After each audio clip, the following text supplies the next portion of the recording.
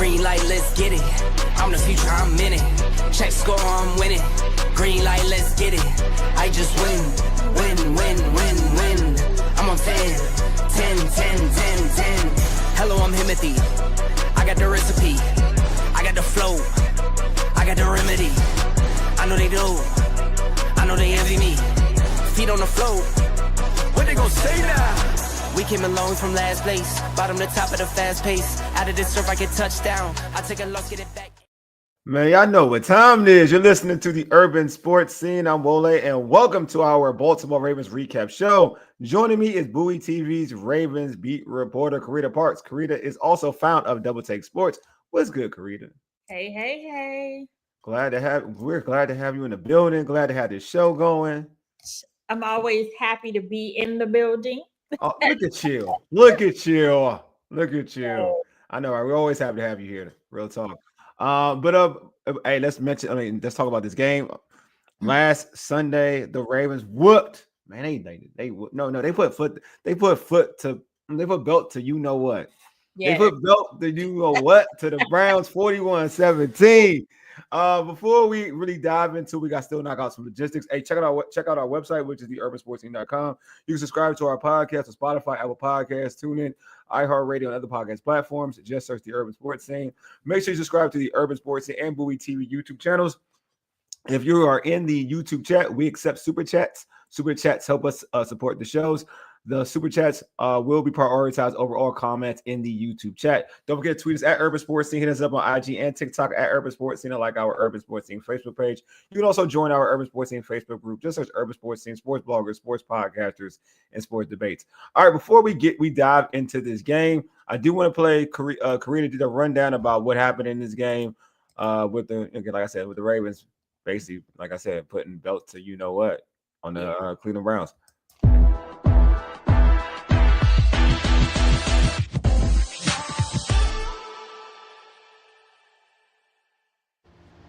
This is Carita Parks with Bowie TV.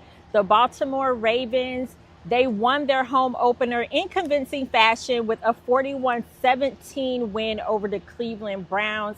They bounced back from that fourth quarter collapse last week, and this defense looked really good. They looked like the defense that we thought that they would be. And Lamar Jackson, he said that this is a defense he goes against every day. Here's what he told me. Lamar, what's your thoughts on the defensive performance? They bounced back from last week in a big way. Yeah, I seen that through our count. Like I said, I feel like we go against the best defense each and every day, and I feel like they showed it tonight, earlier today. What was great about the defensive performance today is that they actually created turnovers. Nate Wiggins, he had a huge interception that he brought back 60 yards to set up a field goal for the offense. In addition to that, Tavius Robinson, he was responsible for a strip sack on Joe Flacco that Roquan Smith recovered and took it all the way to the house. This team, they said they wanted to focus on turnovers this year. Also, in the offseason, Nate Wiggins talked about he was going to be a different player this year in his second year and being more comfortable. I asked Coach Harbaugh about his growth. Coach, Nate Wiggins, he said that we would see him be a different player this year. Can you just talk about the growth? You mentioned his interception. I've been seeing him practice. Then he wasn't quite what he wanted in the game, and we watched tape together, him and me. And he knew, he always telling me. And I thought he came out today and kind of liked it, just took a deep breath and played that technique that he wanted to play. And I think he'll just keep going from there. Also getting in on the turnovers was special teams. Jake Hummel, he had a block punt that Sanusi Kane recovered. That set up a touchdown by Tylan Wallace. Also on offense, DeAndre Hopkins, he had another one of his impossible catches in the end zone. And Devontez Walker, he had 2 touchdowns today. Tez had an amazing offseason, and Derrick Henry spoke to the fact that it was eventually going to show up in a game. Tez is someone who had a great camp, so to see him go out there and deliver 2 touchdowns today, thoughts on that? Yeah, Tez is getting better. You see it in practice, and that's just what happened in the game. So happy for Tez. It's a big play for us. Needed it. Hope it continues for sure. While the defense feels like they bounced back. They're never satisfied. They always feel like there is room for improvement. And next up, they have Monday Night Football against the Lions. I asked Roquan Smith, what would be the key to staying consistent moving forward? Roquan, what's going to be the key to carrying this performance over to Monday night? I think it's going to be very simple, being who we are, play in and play out, not allowing teams to get us off balance. They're professional. Teams going to be professional, so they're going to make plays, but it's about the response mechanism and how we're going to respond to adversity. And I know each and every guy in our locker room are going to respond the right way, so it's about... On the injury front, unfortunately, the Ravens did have two of them. Kyle Van Noy, he did not return to the game with a hamstring injury. And then also Marlon Humphrey suffered a groin injury. So we will keep you updated on that throughout the week. This is Carita Parks with your Ravens Rundown. Be sure to follow us on Bowie TV Sports at Bowie TV Sports.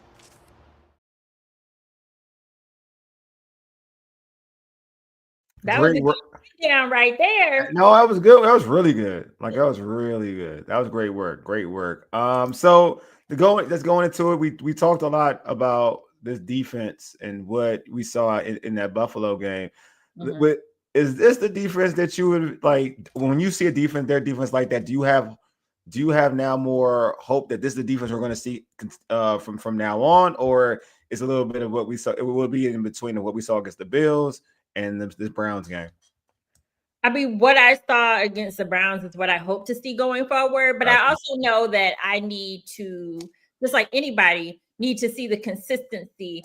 I don't want it to be a situation where it was such a disappointing loss against the Bills, came back against the next team and gave them that work, and then don't give the Lions that work. So I need to see them continue with that. I'm hoping, in all honesty, and I think we talked about this on the last show, I'm hoping that the Bills game was a wake-up call in general, and maybe they needed that. That's what I'm hoping for. Yeah. I agree. I agree with you. So the Ravens, they finished this game strong. The first half was kind of like murky. They finished this game really strong. What stood out to you about the Ravens?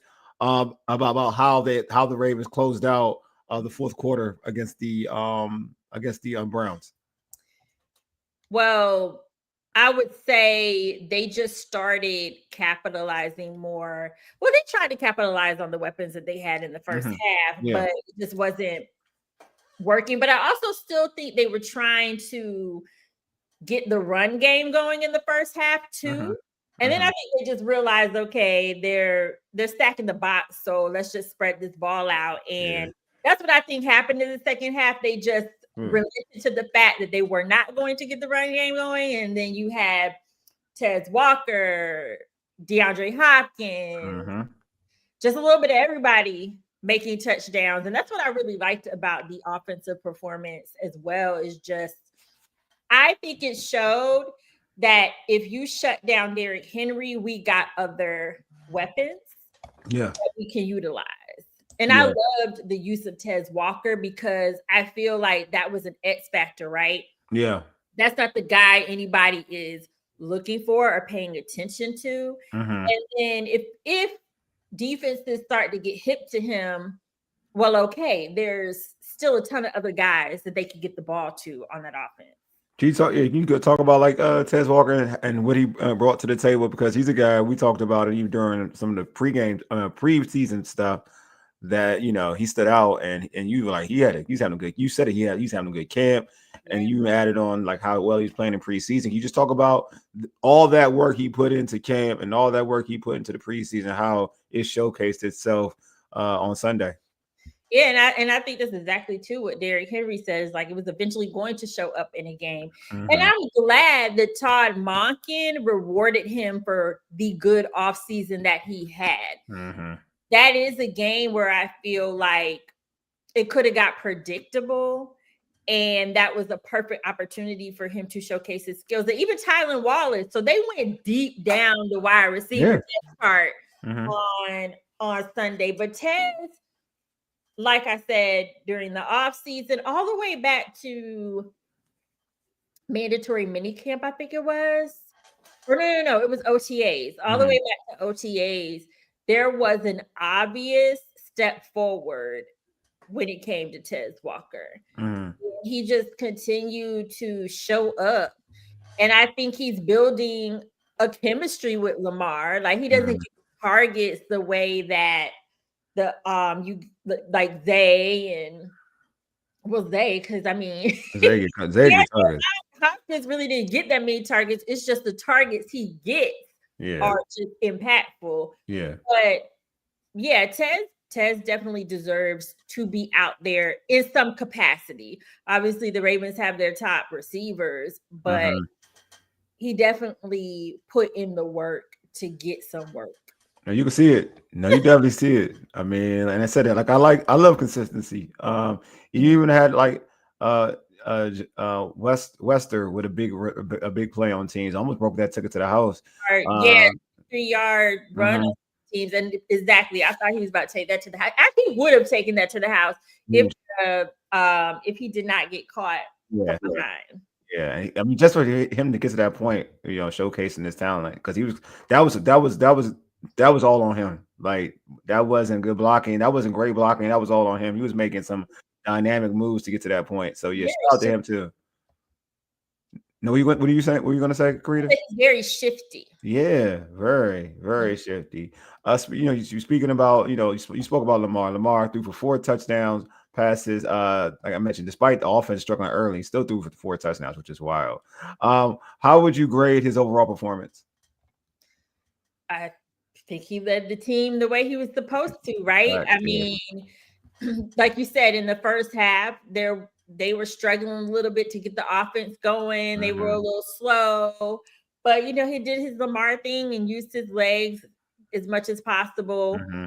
But I feel like he stayed focused, but did not make mistakes, which is very important overall. Like, he stayed focused and he stayed with the game plan. I don't know if he was 100%, because afterwards he was talking and, his energy was kind of level. So I'm not sure if, how excited he was, but at the end of the day, I think he played well. Yeah, I thought he was great. I mean, Lamar's Lamar. Like, I don't never worry about Lamar struggling. Because I ain't gonna lie, I don't never struggle. I don't worry about it. Lamar, he does his thing. Lamar does his thing. I love Lamar. I ain't gonna lie. Like, I've grown to become a big fan of Lamar. You know what I mean? And it's just that his personality, the way he plays the game, his humility, kind of, it's wild how anybody can hate Lamar. That's a whole different topic, though. I also want to point out, though, after that game, he has the best passer rating in NFL history. Yeah, and the most quarterback rush yards in NFL history. So, no, Lamar is. What I like about Lamar is, like, that's hard work, though. Like, what he's brought to that's hard work. I just want him to get that Super Bowl. I mean, hey, it's hard. Like, it is hard, especially in the AFC. You have really, really good quarterbacks in the AFC. I feel like the AFC is a much harder division than the NFC. Oh yeah, definitely. You got all the quarterbacks. I mean, you just saw, like, everybody was trying to trash Justin Herbert, and to me, he looks just as good as he ever did. So I just feel like there's a bunch of quarterbacks. To your point, they just keep coming. Yeah, they just keep coming. So to your point, like, it definitely is a tough conference. So speaking, we talked about the defense a little bit, but they were dominating. They had Joe Flacco flustered. For you personally, what impressed you the most about the Ravens defensive performance against the Cleveland Browns? The turnovers. Well, no. Okay. The sacks. I thought that might be the sacks. They was hitting that man. Let me back up. Yeah. The pressure on Joe Flacco, I was very pleased with that. They definitely made him uncomfortable in the pocket, and they forced him into making mistakes because of the fact that the pass rush was definitely doing its job on Sunday. So that's the first thing, the pass rush, which they tried to get to Josh Allen, but they just were not successful. So it was good to see them be successful, but it's a little easier with Joe Flacco because he's never been a guy that moves around that much in the pocket, And they took full advantage of that. That was the first thing. And then I would say the turnovers. I mean, they were impressive turnovers. Nate Wiggins, interception with a 60-yard return. Almost made it to the end zone, just 4 or 5 yards out.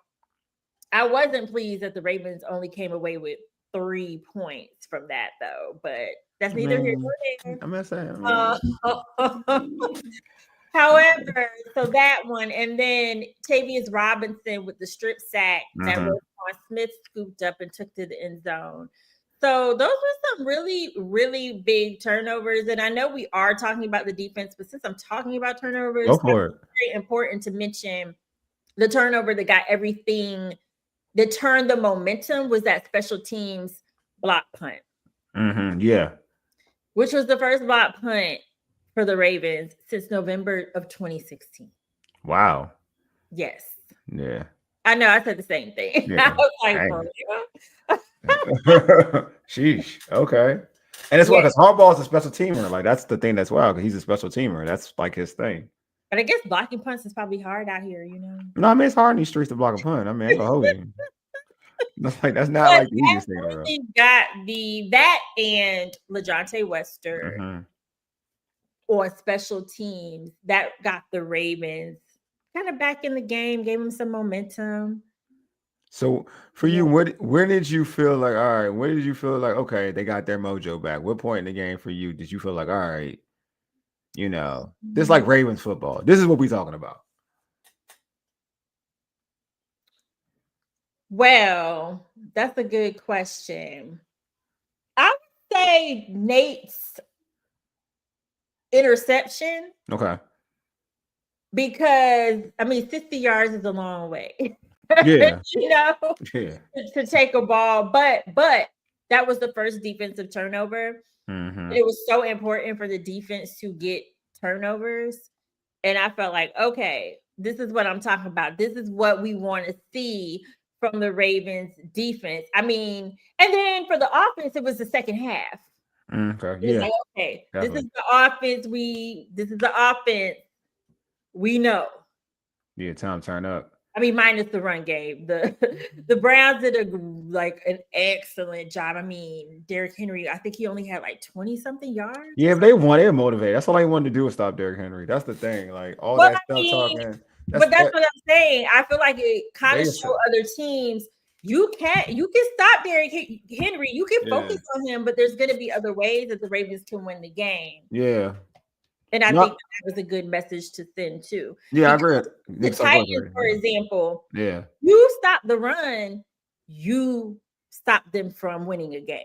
Yes, back in the you talking about when he was there. Yes, that's the truth. I think like for me, I felt like there is trying to like stop Derrick Henry and then you just going OD on it. Like I feel like they're just going OD. I feel like it was like we ain't gonna let Derrick Henry beat us, and knowing you got Lamar Jackson, come on, chill out. Well, that is what Coach Harbaugh said in his Monday press conference. He was asked about them stopping, stopping Derrick Henry, and he was like, basically said the same thing. It was very clear that they were not going to get beat. They did not want to let the run game beat them. The issue is like you still got to have respect for Lamar. You can't just say we're gonna stop Derrick Henry. No, that's not how football works. Like no. It's kind of funny because I'm thinking to myself, do teams still have this thought process that if you stop the run and force him to pass, that's going to be a weakness for him? Because they shouldn't. If they do, they shouldn't. Because that narrative should have been ended. No one said that, but but it's the way that they were just so focused on Derrick Henry. It's like, Lamar can still pass, right? They must have. I gotta check the stats. What was the stat? They must have PTSD or something. Did he fry them last year? Like Derrick Henry? Because I don't remember. Like I don't know. Like it must be like the way they were going about it, like they were talking about it. It was like he must have really gave y'all some work. If y'all really got a lot of people last year, so it's hard for me to. I'm not even trying to be funny. Like I'm like, what stands out to me the most is that Bills game. Yeah, the Bills game. I know he really not the playoffs, obviously. Yeah, talk about that Monday. Was that Thursday? It was a Sunday night or Monday night game, right? That was Sunday night game. Monday night, I think. Yeah, I know you're talking about because that makes more sense. He tried them for sure. Yeah, but I just don't remember with the Browns. Like I'm about to look at it right now because luckily Al Gore's web is like undefeated. All right, it's undefeated. Al Gore web is all right. Like what's last year's? All right, I've seen them. Like what is this last year? 2024. Oh, he do it. I know what he really. Well, the Browns. I was at the game where the Browns won. That was in Cleveland. So they won one of those games. I can't remember what happened the second time. Wait, that's not right. Wait. They ain't play no playoff like that. No, this is wrong. This gotta be wrong. This don't even make any sense. The Ravens, they hit 138 yards in January 4th. Is that right? January 4th? That's a playoff year, though. No. I guess it did. Okay, he did for him. Oh, wait, he did. He gave him work. Oh, he gave him work. He gave him work the last time they played him, though. He gave him big work, too. Ooh, he fried him. Game. This was not in. This was when did they play them again? So I think they played them in October of last year. That was in Cleveland. Cleveland won. October of last year. October. Yeah, they played him October last year. He only had 73 yards that game, and then they played him in. Then he played him in January, like January 4th. Okay. And he gave them 138 yards. He averaged 6.9 yards a carry. Oh yeah, they hate him. Oh yeah, sorry. Oh, he gave y'all work. Ooh, sorry for it. Yeah, that makes. That's why y'all so petty. That's no wonder y'all so petty. To get, but dang, the Ravens beat them just as bad in that game. I know. That's what I'm saying. It don't matter either way. You getting it. You like that one ain't sound right. I'm gonna that was a completely different outcome. Yeah, that was but see, this is the thing, like to that point, like I just don't like you like you pretty much put your cards on the table the way they were going, like in the media. Like you already knew what they were going to do. Like that's why Cleveland, like, you knew, like, all right, you don't want Derrick Henry to beat you, obviously, because the way you talking like about tackling this man, like obviously you're saying to yourself, Derrick Henry ain't gonna beat us. So like, dang, all right. Lamar is an MVP, dude. Like, be easy. Like, like you still got to worry about number 8, the great 8. Respect on his name. Yeah, that's all I'm saying. Like, and like this is not Tannehill. This is Lamar Jackson. Stop it. Stop it. Like, come on, man. You're catching strays. I'm saying. Oh, I mean, it's his own fault. It's his own fault. So like, what is like for you? Knowing that we saw what we saw against the Bills, and for them to bounce back and put this type of performance. I mean, we're talking about, like, real talk. This offense, we said this offense isn't the problem. It's back-to-back 40. Like, they put 41 to Sunday, 40 last Sunday night, like last Sunday night. Like, so what, in terms of maturity to bounce back, like, what kind of growth and maturity did this team show to you on Sunday? They showed a lot of growth and maturity. Mm-hmm. I mean, it was interesting because I do think that Kyle Hamilton's perspective has some weight. Okay. That they went through this last year, and they didn't, like, they know what it's like to be 0-2. They know what it's like for the defense to not perform. So they understood that they could not be in that position again. And they adjusted real quick. And not just growth and maturity from the players, but even if we think about Zach Orr. Gotcha. Like, yeah, good one, yeah. And even Coach Harbaugh, if we think about it, because they really made a lot of decisions sitting out Jair Alexander because they knew he wasn't ready. And I think that I don't think he was ready to play last week. And I just think that this week, well, I know because he said it, they were like, we need to get him into football shape. We need to get him ready before putting him back out there. Okay. But I hate to say it, the defense did look better because everybody who was out there was healthy. You know what I mean? Yeah. So I think it showed growth and maturity as a unit, like even from the coaching perspective. They made quick adjustments. They didn't do what they did last year and try to give people benefit of the doubt, if that makes sense. Yeah. It didn't need to be done to win. Yeah, I think that, like, they show. I mean, for any team that like to lose a lead like that, and you're going against a divisional rival, and the Browns got a good defense. That defense is legit. And that defense is good. If they had a good offense, it would be more of a problem. Yeah, exactly. That defense is legit. But to still do all of that does show maturity because like a lot of teams have hangovers. Like, damn, we lost this. Why did we lose this? We shouldn't have lost this game. We should be aiming to be 2-0 instead of like trying to get a split. This is like a must win now. Like, woe is me type of mentality. And this team plays with such a high, like a strong mental.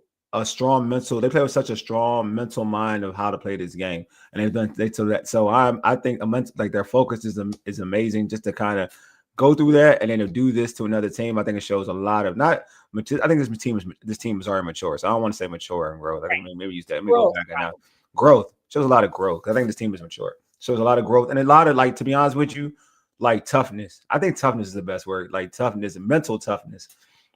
Because like it's easy to falter and go left when something like that happened on Sunday night on primetime. Yeah, well, you said that also reminded me of something else that Kyle was saying in like the same response. Mm-hmm. But he was like, this defense has been through a lot. Yeah. So that goes back to the mental toughest. Like they have, I guess like last year for the most part, but they have been through a lot. But that does make you tougher. And even the team has been through a lot with these like AFC Championship, losing that game. Yeah. Next year, losing the divisional playoffs. Losing in the divisional round of the playoffs. But all of those things, I do believe, have helped them kind of continue to grow. And it's going to hit one of these days. Yeah. They're a solid team. Really, they're like one of the better teams. They're one of the better teams in the NFL. Like, it's just like, again, you don't just put 40 back to back and not be one of the better teams in the NFL. Like that's legit. Again, you put 40 against Buffalo, and you saw what Buffalo did to the Jets, who scored crazy against Pittsburgh. Yeah. You saw they look what they did to a good Browns defense that Joe Burrow could only get 17. They put 40 on 41 against them. So like it's legit. Like teams don't call like. Honestly, folks, early in the season, teams don't be scoring 40 like that thoroughly. But you know what's scary is the tight ends haven't really even gotten that involved yet. Rashad Bateman hasn't really gotten going yet. So there's so much more potential. Yeah. For the offense, for the team in general, but especially the offense. No, I agree. I think that's crazy. Like when you think about the people who haven't really been as involved yet, still knowing it's going to happen. Yeah. And I think it will. I mean, I feel like it's going to happen. I've never felt, especially when they got Derrick Henry, I've never felt like their offense will be like, from after what I watched last season and the growth of Lamar Jackson as a passer, I don't feel like this team will ever struggle like offensively like that. Like the only thing that I think the hindrance, now turnovers can always play a part. That's just sports. Like that's what you can hurt yourself if you're a good offensive scoring team. It's like you turn the football over. Turnovers and turnovers and bad defense. And that's the only thing I feel like that can hinder the Ravens from actually like doing what they want to accomplish, to be honest with you. We saw what bad defense can do. Yeah, we saw that. And then also in the Buffalo. No more. And in the Buffalo game, we saw what turnovers can do. Like the Buffalo game in the postseason, we saw what turnovers can do. Injuries and injuries too. That's some like staying healthy is very important, obviously. But yeah. But this Ravens team, I'm glad they bounced back, showed the strength, showed the mental toughness. Good coaching because Zach Orr, I was in these little and Harbaugh with being in these Raven flock streets. Folks wanted to smoke with them too. Always somebody every week is going to be somebody who they want to smoke. But they got their ones they want to definitely want to try. I ain't gonna lie to you. They got the ones they want to try in terms of like who's their target. They got their favorite target. Let me put it that way. Folks got their favorite targets. That's like that's the wildest thing. All right, Carita, before we end this stream, let folks know how to catch you on social media, catch your great content. Also talk about Double Take Sports as well. Yes, you can catch me on social media at Carita Parks. You can also catch my Ravens content on Bowie TV Sports at Bowie TV Sports. And you can catch my other sports coverage on my platform at Double Take Sports. So be sure to follow that as well. Well, Carita, thanks for doing this as always. You rock. One of the best. Thank you so much. Oh, you're welcome. No problem. One of the best reporters for like the Baltimore Ravens content. Period. By far. I would agree. I'm glad you agree because I agree with you. You know what I mean? So make sure you y'all give her a follow on social media. Check her out. Great content, man. You saw the rundown, so you already know what time it is. And she's actually, and we did our pregame. She was like 110% correct. So make sure you pull up for those as well. Anyway, man, y'all been listening to the Urban Sports Slang for ages. A Yeti, a deuces. We are out.